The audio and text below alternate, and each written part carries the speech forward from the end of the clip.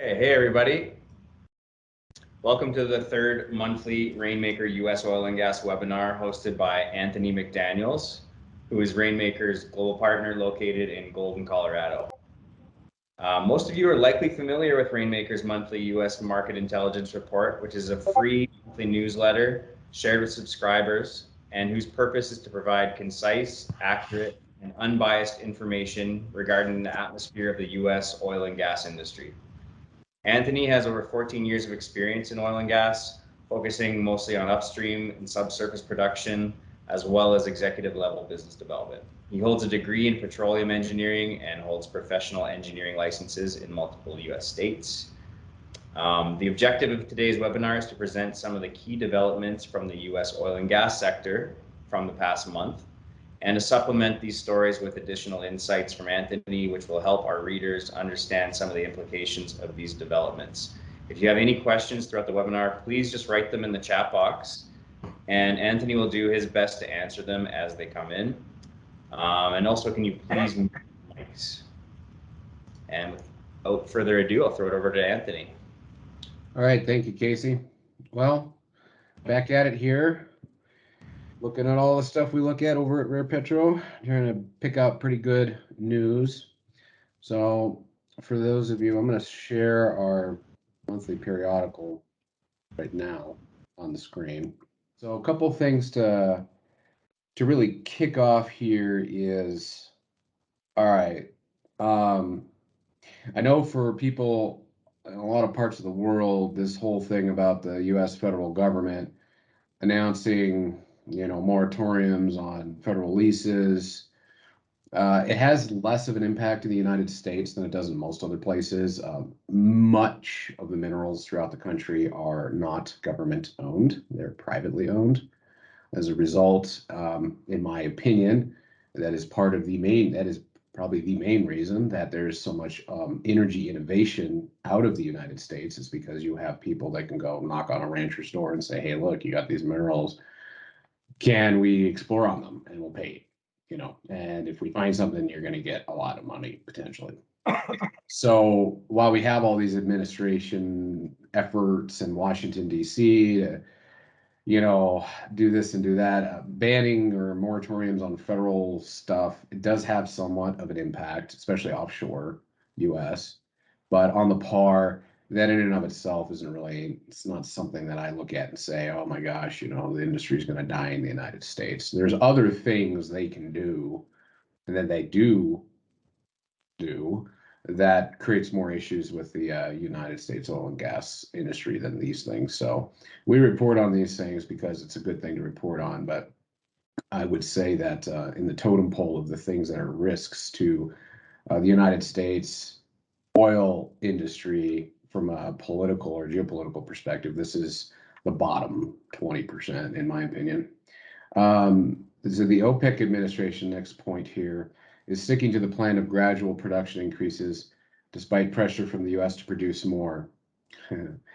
So we're going to dive into this one a little bit more. I'm going to scroll down here just a tad and find we have OPEC to maintain initial production agreements. Some are skeptical that they will actually be able to resume the production from 2019 levels. What a big surprise. So we can go to that article link here and kind of show that. I'm going to pull that up now. So for those of you who've heard me speak on this topic before, OPEC is just to me, it's a bunch of international mafioso families. They don't even know if they can trust each other. They don't, they just tell each other things. They tell the world things. Do you see this Hart Energy article, Casey? Yeah, we can see it. Okay. So OPEC Plus, this is just from 2 days ago. OPEC Plus struggles to pump more oil. OPEC Plus has had 116% compliance in August with their quotas. A lot of these countries, the smaller ones especially, that make up OPEC, like the African ones and maybe the South American ones, they derive a huge amount of their revenue for their country from their oil production. So historically, it's always kind of been the case that if they're going to do anything, they're going to lean towards overproducing, not underproducing. But they're having some problems. They just can't get all the production back. And there's a lot of things they cite in here, such as underinvestment, a lack of exploration, an exit of some majors has stymied Angola and Nigeria to raise output. What a big surprise. So the OPEC Plus Joint Technical Committee is scheduled to meet again here pretty soon, but basically they're just having a hard problem getting the oil back online. It's not a water tap, right? You shut off one oil well, and when it comes back, it might come back a little higher than when you shut it off. But when it settles in, best case scenario is you're going to settle into where it was before. And more often than not, you do lose some barrels. It doesn't all come back. And when you shut down a field, that problem magnifies. When you shut down multiple fields and regions, then it just amplifies even more. It was our perspective at Rare Petro internally that when they said they had 5.8 million barrels on the sideline this summer and they would start putting back 400,000 barrels per day each month, it was our perspective that they may have only had about half of what they said to bring back online. And not even to say that they were lying, they just maybe not even known that these things aren't just going to come back on the way you when you shut them off, shut them in. I mean, that's a very physical reality. And then you have all these other things where having deferred maintenance on things because nobody wants to invest in fossil fuels are so dirty.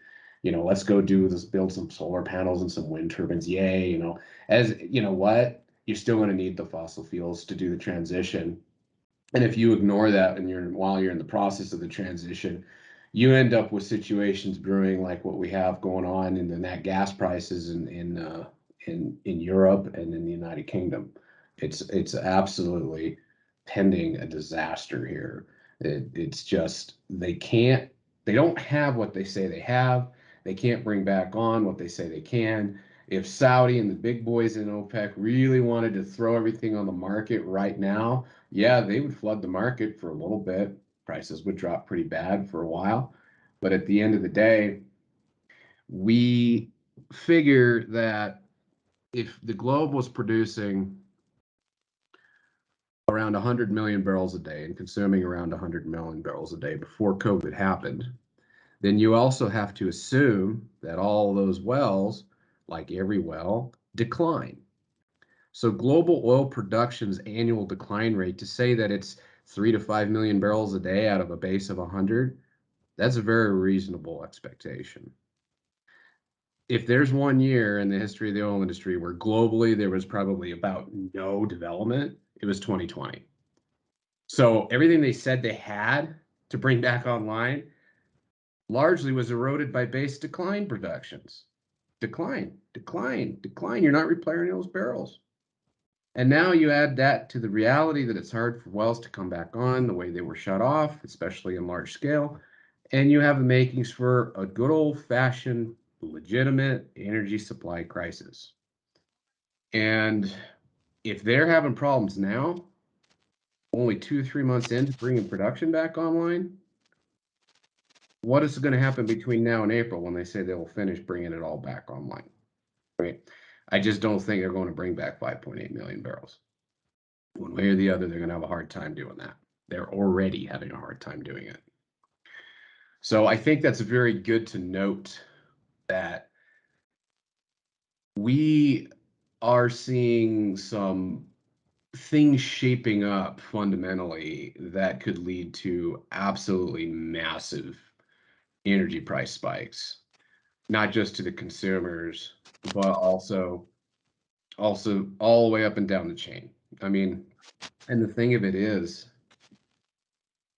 we still in Rare Petro have a projection that oil will be over $100 sometime in the first half of next year, US. That's not going to bring a boom back though, fellas. That ain't no going to be no $100 oil from 2013, 2014. We're seeing the chemicals, we're seeing the steel, we're seeing labor. There's a mixture of shortages and price increases. All these inputs make it more expensive to break even. And if it's more expensive to break even, it's even that much more expensive to make your return on investment when you develop new stuff. And right now, the mentality is around North America, around the United States, largely around the world, that if you are in oil, we just want you to maximize your cash flows. We want you to maximize your production. If you're bringing new oil online, it's probably drilled uncompleted stuff, mainly right now in the United States. Those are only so many of those wells. So that you're working that off at the same time you're working down your supplies drastically. And now we have this extra thing that, oh, maybe OPEC's going to have a hard time bringing all this oil back in. So you put all that stuff together, plus general inflation. I mean, you could see, yeah. And a lot of the oil companies in the United States, their board is telling them, take your free cash flow and pay down your debt. Don't drill new wells. Pay down your debt. And even if they do have, and we talked about this before, I'm not so worried about capital being in or out of the industry. Capital always follows where the returns are, where things need investment. What I'm more worried about is the brain drain, the loss of personnel in the industry. Because it doesn't really matter how many dollars you got to spend to go frack a bunch of wells if you don't have the people to go frack them. And on that point, we have another part of what we talked about in this month, and that is a pending talent crunch, which anybody who's been in the industry for more than a minute shouldn't be surprised, because we have a big age gap in this industry. It's pretty much the older individuals that are getting towards the end of their career, older individuals, and then you got this big old gap, and then you got people in my age bracket around 40.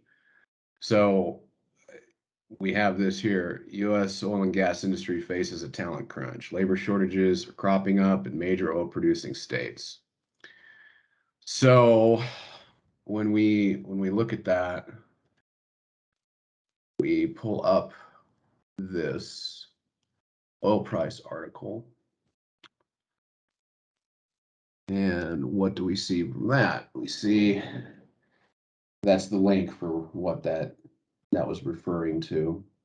So just to get kind of straight to the point here, we're estimating the industry in the United States lost about 100,000 employees in 2020, maybe up to high as 115. But we've only returned 38,000 of those. Okay. So we have kind of a multiple whammy here. I mean, we have, not only do we have a lot of people are retiring out, but a lot of young people are asking, why would I want to go in an industry that's like bad? It's dirty, it's evil, you know. I mean, North Dakota is struggling to grow its production with $70 oil, because North Dakota had just 8 frac crews operating in the state at the end of July, when it would typically expect 20 to 25. Okay, that's exactly what I'm talking about. So that's another factor in a fundamental aspect that's going to create difficulties in continuing to supply the world with the oil that they want and need. Even if they don't want to drive an internal combustion engine, you're still going to need a lot of hydrocarbons in the chain to make whatever the heck you are driving. Okay, there's no way around it. It is what it is. A barrel of oil has over 6,000 uses, and that is what it is. So nothing's going to replace it. And if you want to phase in other things, you're going to need a lot of it to do those phase ins. And we are just creating a culture around hydrocarbons that is a downright exaggerations of truths or outright lies. Oh, you know, it's so dirty. Well, I counter this with, it's not as dirty as strip mining and deforestation for ethanol crops. Are you kidding me? So it has its challenges. Yes. Is it the perfect energy? No. But it has a lot of uses. We do have a lot of it, but there's no political will. there's nobody wants to have anything to do with it. And the more they turn their back on it, the more they're gonna pay for it, because you're still gonna need it, and you're gonna need a lot of it for a very long time. So let me go here and see. We have a question before I go on too much. What do you think the price of gas will be when oil hits $100 per barrel? That's interesting. So we have an internal projection on natural gas to kind of live in a 5 to 10 M um, per MMBTU, so per MCF ish. So a couple months ago, a board of a energy company that I'm on, they asked about gas, and I said, I wouldn't be surprised to see natural gas live between 5 and 10 in the next couple of years, which sounds surprising to people because, God, we have so much natural gas. Yeah, we do, except all of these renewable projects from California to Europe and all these other things, and all of a sudden the wind isn't blowing as good, or we're having problems supplying the grid. And what do they have to pump up? They have to pump up a bunch of natural gas stuff. Okay, great. So now you're sending all this LNG all over the place, and the United States is the Saudi Arabia of natural gas. I mean, United States produces over 70 billion cubic feet a day.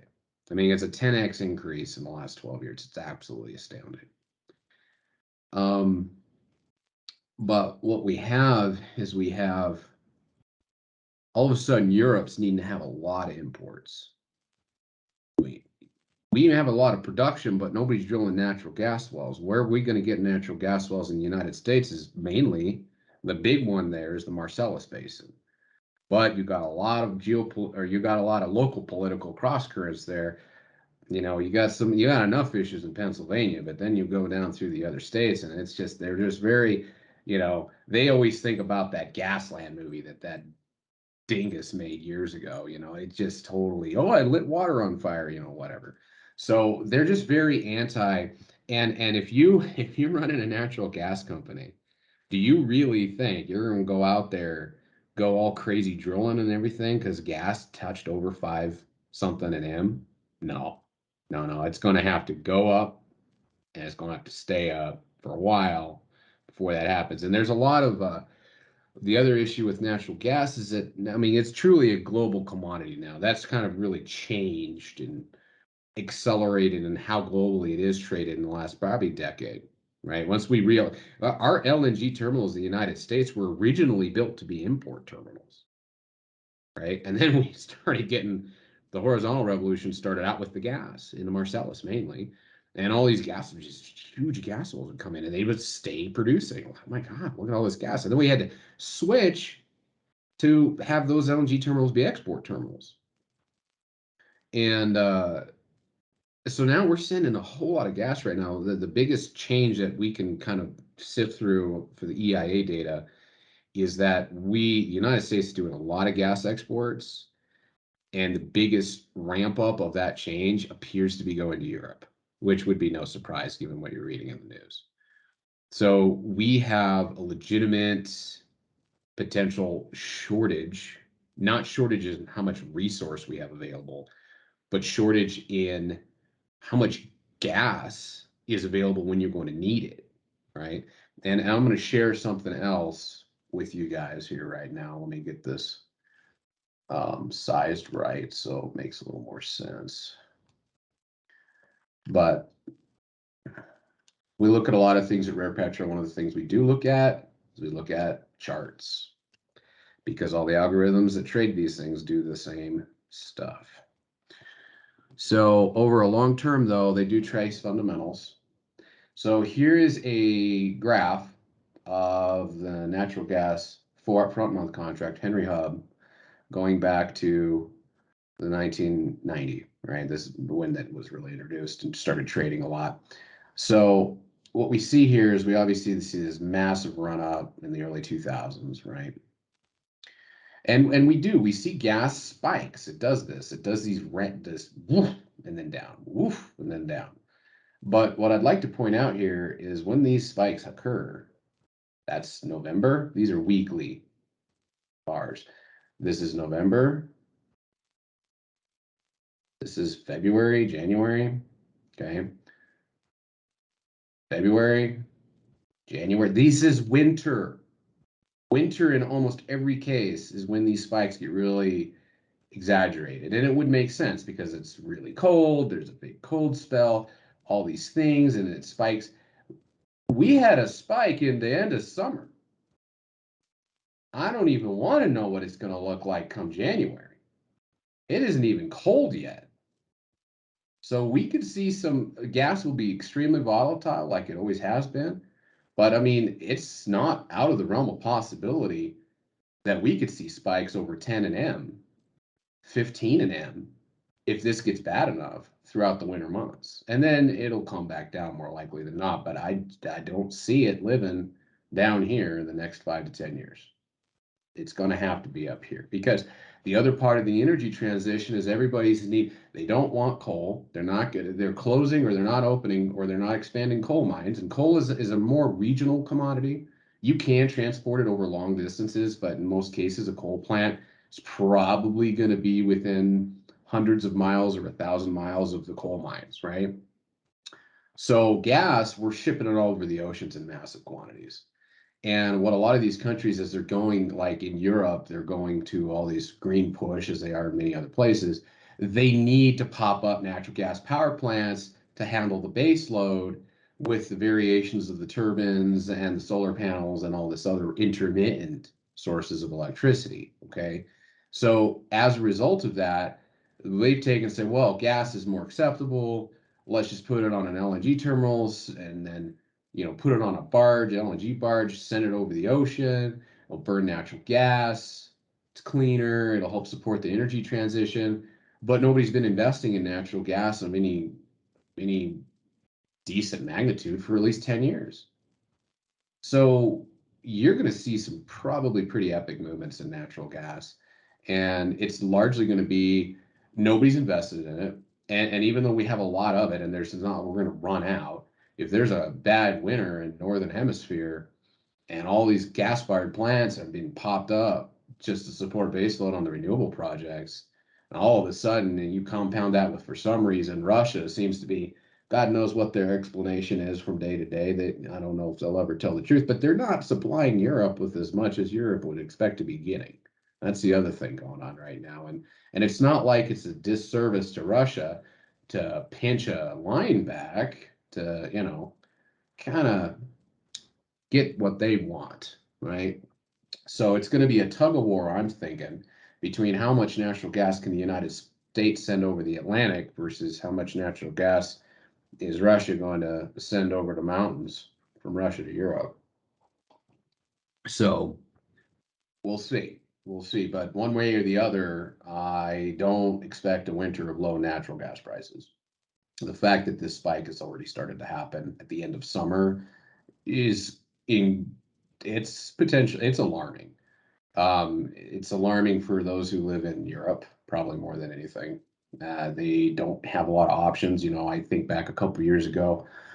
Well, I don't remember when, but I remember that the United Kingdom, they were all patting themselves on the back that they did a frack ban. They weren't going to do any of that nasty horizontal drilling and fracking, and then they had a decent amount of gas that they could have brought online for their island at least to help support their local energy infrastructure. They just chose not to do it.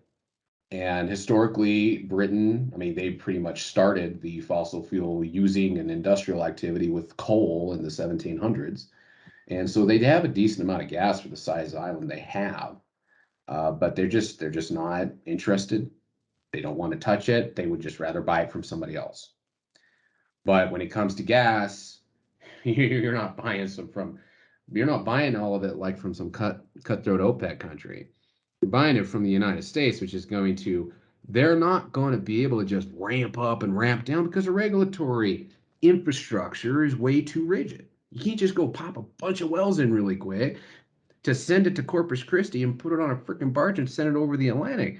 And these OPEC countries, they don't care so much about that stuff. They're like, yeah, but there's no major OPEC country that has the type of gas supplies for LNG that we do. So it's going to be, yeah, it's going to be very interesting to watch. So, so yeah, we're gonna have higher gas prices is what we're projecting. All right, let me see. Combined cycle gas turbines, wind, solar, and nuclear, SMRs, max 250 to 500 megawatts.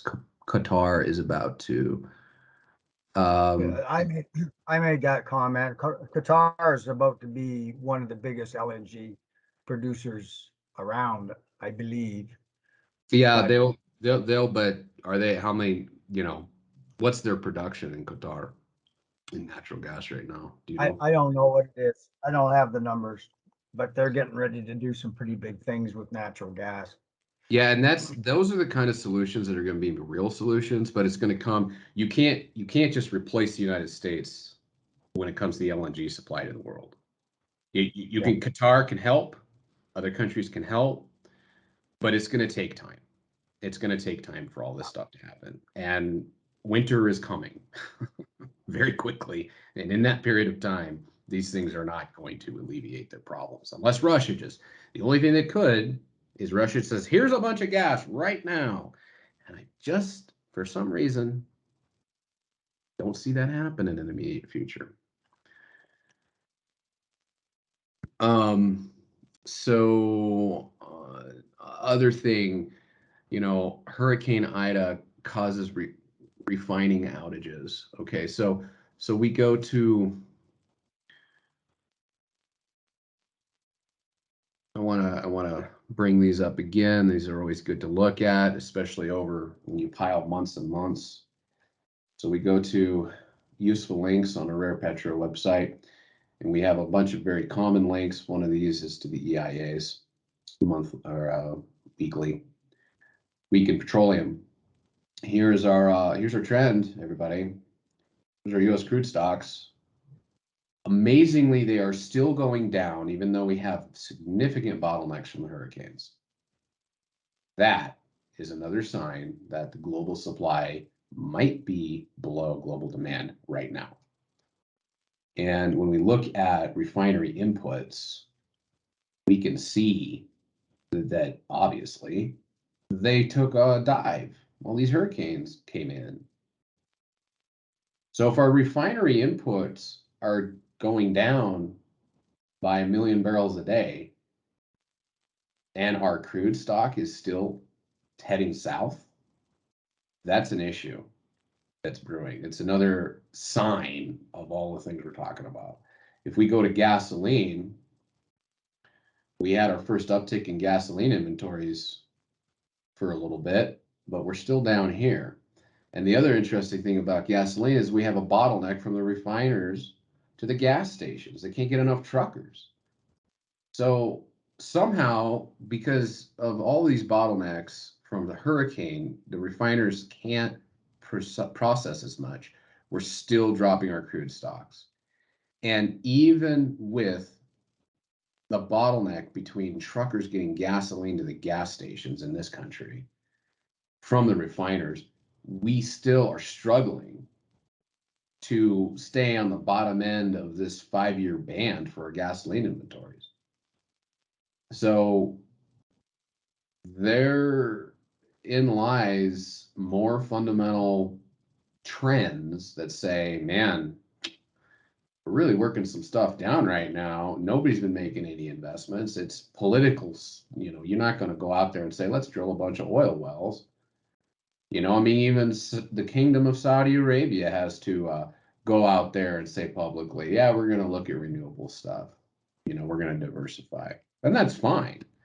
But if everybody stops investing in oil and gas when they're still going to need a whole lot of it, it's going to create compounding effects. And it compounds with lack of investment, lack of timelines to get projects in the pipe, developed, production online, mix that in with it's not politically supported geopolitically, at least among the OECD countries.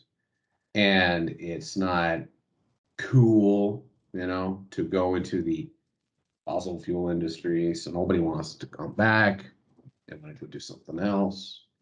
For those of us who are in this industry, I expect, as long as you're not saddled with $50,000 per acreage undeveloped horizontal land, you might have a pretty good decade shaping up, but it's going to come with other prices too. It's going to be very frustrating.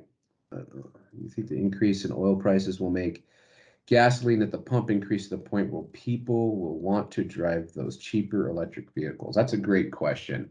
The problem is the way that our, at least in the United States, which is probably a decent proxy to some degree for other places that are the OECD countries, the electric cars are going to become more expensive, as well as electricity, because the inputs that you need to make the cars, you need to mine a bunch of ore, and then you got to process it. You got to run that plant on electricity. And then you're going to have to make a bunch of plastic products to do it. You're going to have to dig all this stuff out and transport it with hydrocarbons. And then you're going to get it over. You're going to get this car.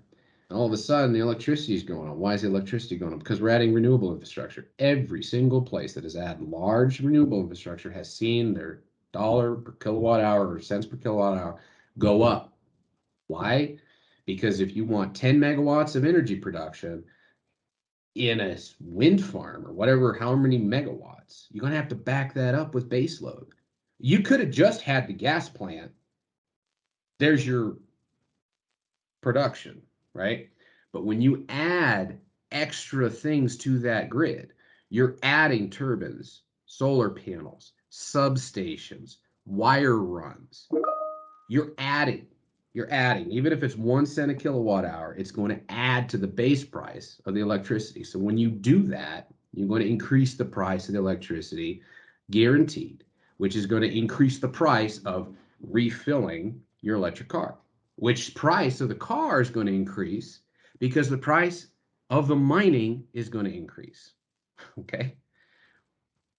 One of the articles in the newsletter speaks of renewable identification numbers. Yes, and that's where the next part that I'm going to go to is. So renewable identification numbers. So this article was a Wall Street Journal article. We read about it. We did some research in this. And so we have high crack spreads. I mean, the last time that gasoline at the pump was this high in the United States, oil was over 100. So what's going on? Back in 2005, the Bush administration in the United States, as with many people, even in our own industry, we're a little worried we were going to run out of oil.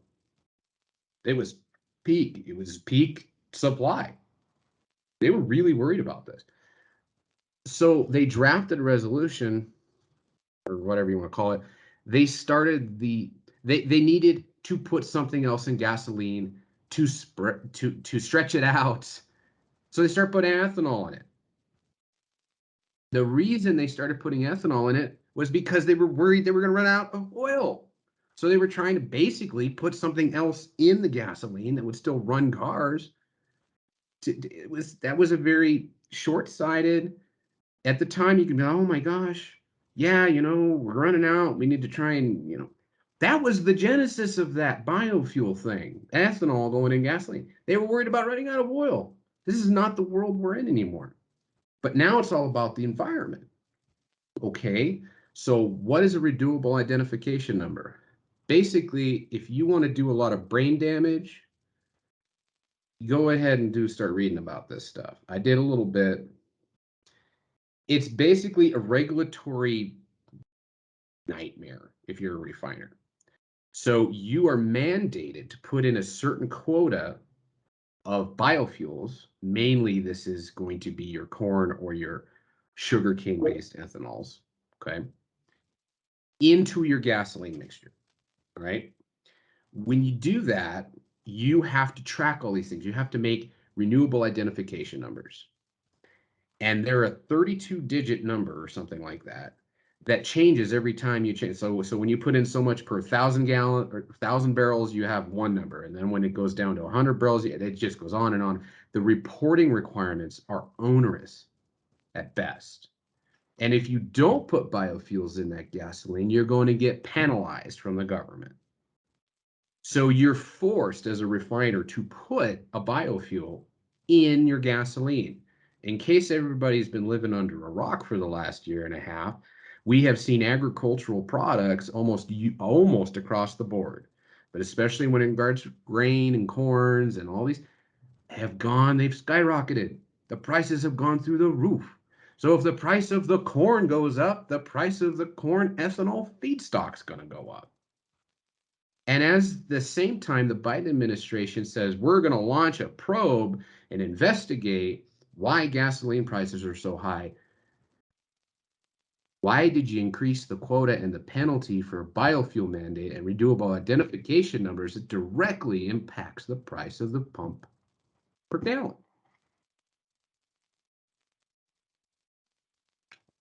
And here's the thing, it's a negative feedback loop. The gasoline becomes more expensive because you have to put something else into it or you get penalized. And to do it, it's really onerous to keep track of all of it, to satisfy the EPA or the government, whatever. But then, because you're forced to put all that in, that draws on agricultural supply, which in turn increases the price of the agricultural product. Then you turn around and say, but you got to keep putting it in. And if you don't, because we're doing this energy transition, we're going to penalize you even more. It's a negative feedback loop and continues to increase the price of the fuel at the pump. And when it goes parabolic and when people are paying $10 a gallon in the United States, which I think is very possible in the next 3 to 5 years even, what are they going to do? The government's probably going to say, we'll give you some money. We'll pay you some more, which is only going to further create inflationary pressures and market dislocations. So just real quick, Anthony. So basically, are refineries that are getting penalized right now, are they saying, well, the penalty's better to pay than the cost of all these biofuels? So they're choosing to pay the penalty, or is it just kind of like they didn't have access to enough biofuels? Well, you also have the issues of different states, right? So in California has its own special everything, right? They're very special out there. You can't even buy anything under 87 octane in California. It's not even allowed legally, right? And they have to have certain things for that state. And then every state has their own, this is what we'll accept. Like in Kansas, I could have bought ethanol-free gasoline forever. They have it. In Colorado, they just started popping up ethanol-free gasoline, which you have to pay more for. But the engines were designed to not be running on props. Let's just be honest. So there are refiners that do ethanol-free, but they have to pay the penalties, which they're willing to do so long as they know that there's a demand for that product, because they're going to get compensated. We have seen a shift. All of a sudden, diesel is cheaper than regular unleaded in this country because you don't put ethanol in it. You don't need those grains, those crops as a feedstock for that. You have to do things like DEF and stuff like that, but the actual fuel itself does not need that. What approximate percentage of ethanol is it? 10%, 10 to 15. 10 to 15. They did experiment with E85, which is 85% ethanol. Yeah, that fell on its face. That didn't work very well. And the other thing to say too is you can drill an oil well a lot faster than you can grow a cornfield. It's a fact. It's just a fact. And it takes a lot less surface land use to do so now as well. Same with natural gas. And what we are doing right now is we are basically saying, why is the gasoline so expensive when we're making it more expensive intentionally? By our energy transition. We want to move away. We want to use bio stuff and all these things, and that's fine, but it does come with a price. And as we talked about, I think it was our last one, Casey, the reason why these bio things are considered renewable is because you don't rely on them. If you relied on cropland and forests for all of your energy, you'd be using it faster than it can replenish itself.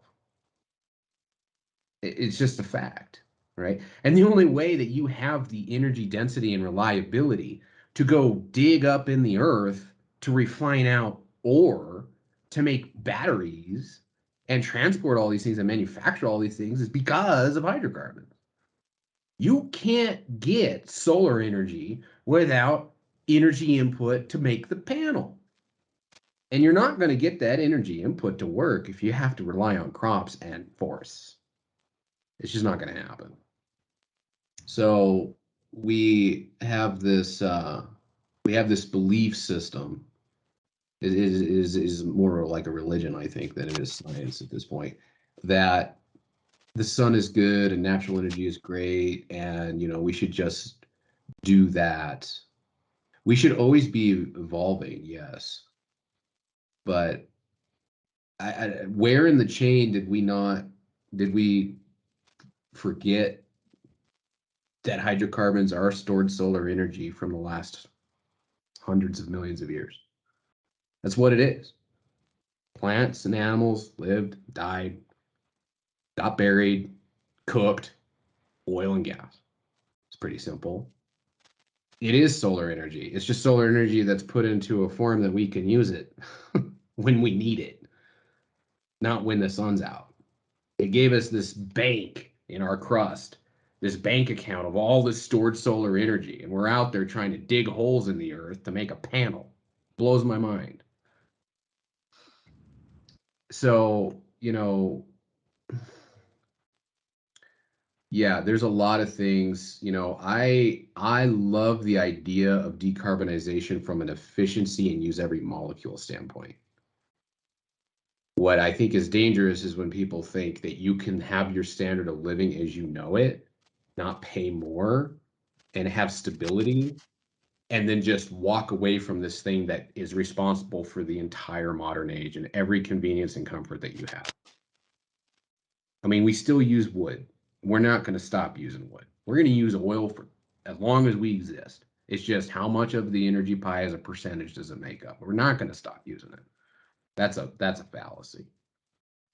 It's an organically created natural product of the earth, and there's a lot of it. And we have a lot of uses for it, and it's not an accident. It's because it's naturally made. A wind turbine and a solar panel are not natural products. They're man-made products. So we need everything. I just want to continue to say, look, we gotta understand what things are and what they're not. Be cleaner, be more efficient.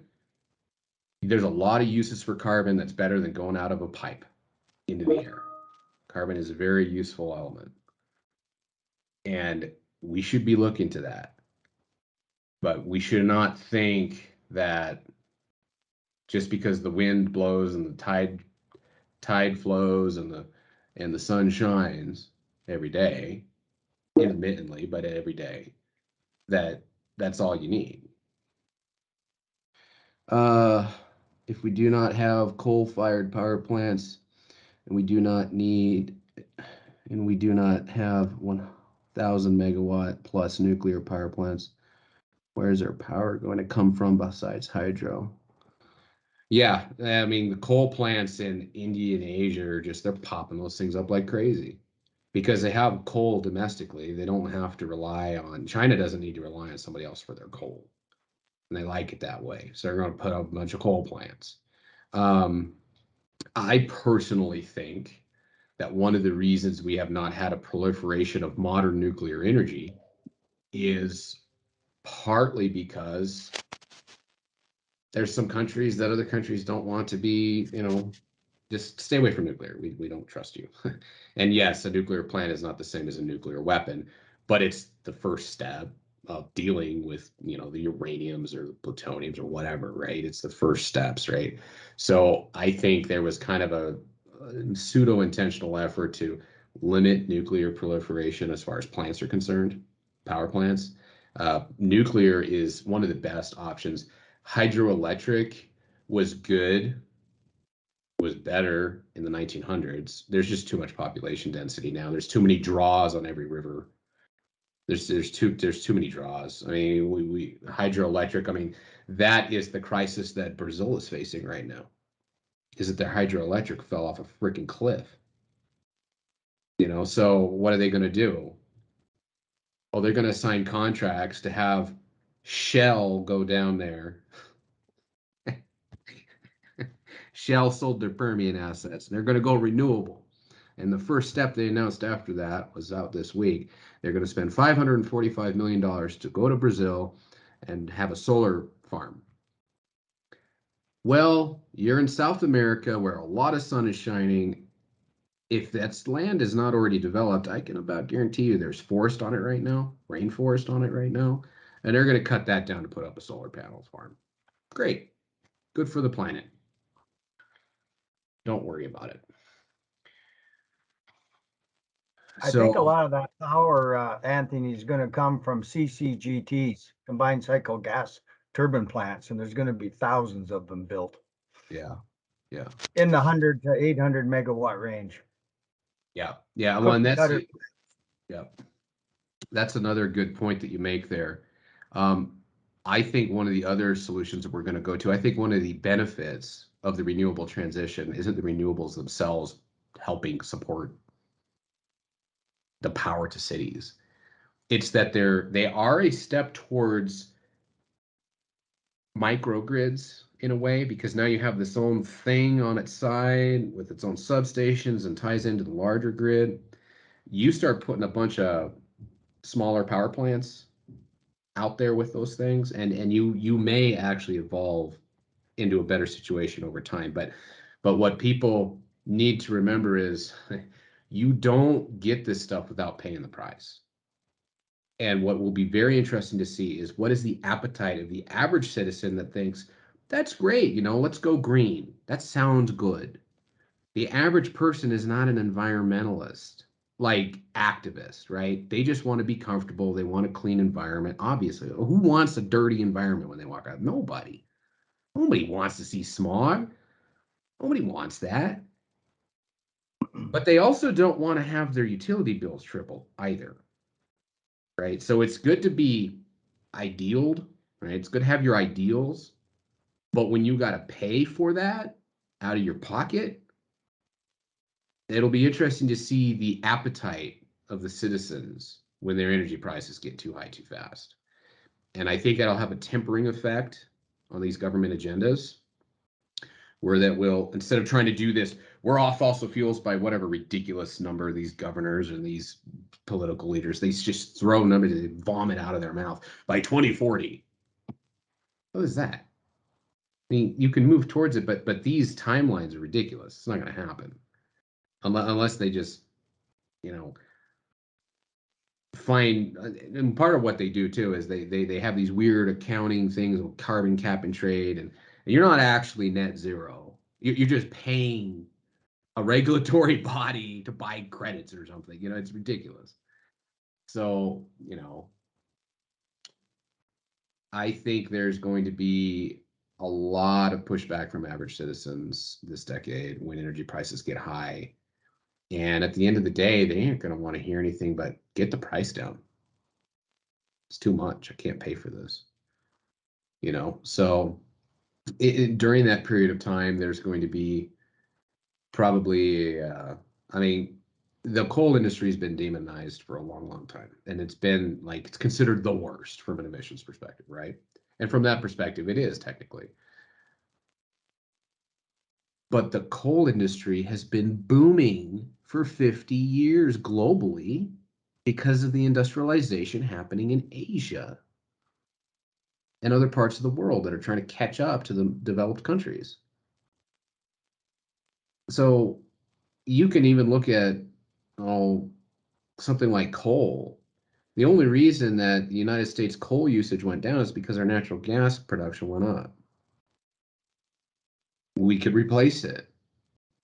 A lot of people have, it's easier for coal. Coal is one of the easiest fossil fuels because it's right there near the surface. You're digging it up. Then you need a whole different level of technical expertise and private market, I would say, even to effectively go after deeper, more technically challenging things that are abundant, but it's going to take a lot of brain power and a lot of iteration to get it right so that you can make them as reliable in production stream as something that you can just dig up off the ground, right? So there's plenty of coal on the planet. There's plenty of natural gas on the planet. There's plenty of oil on the planet. And you know what? What it's really going to come down to is, what are people going to be willing to pay for? And when you have the ability to go up the technical ladder of complication from coal to oil to natural gas, then you can naturally transition to a more cleaner fuel, because then you got to the point, it's going to take a while for these countries that are industrializing right now or over the last couple decades to get to the level with natural gas production, for example, is what we're at. So it's probably going to largely naturally happen, but it's going to happen over decades. And it's going to happen because at some point, if you get developed enough, it becomes more cost efficient to drill a well with a hole that big, with a footprint no bigger than my office, down 2 miles and sideways 2 miles, than it is to bring a bunch of dozers out and dig out the side of the earth. Close to time. If anybody else has any other questions or comments. Yeah, thanks a lot, Anthony. This has been another really good session. Any other questions from the group?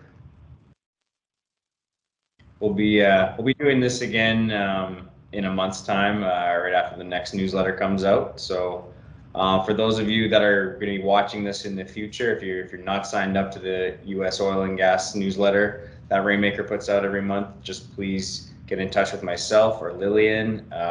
Email address is casey@rainmaker-gbd.com, or send Anthony a message, anthony@rainmaker-gbd.com. And yeah, thanks again so much for your time, Anthony, and everyone else, and looking forward to the next one.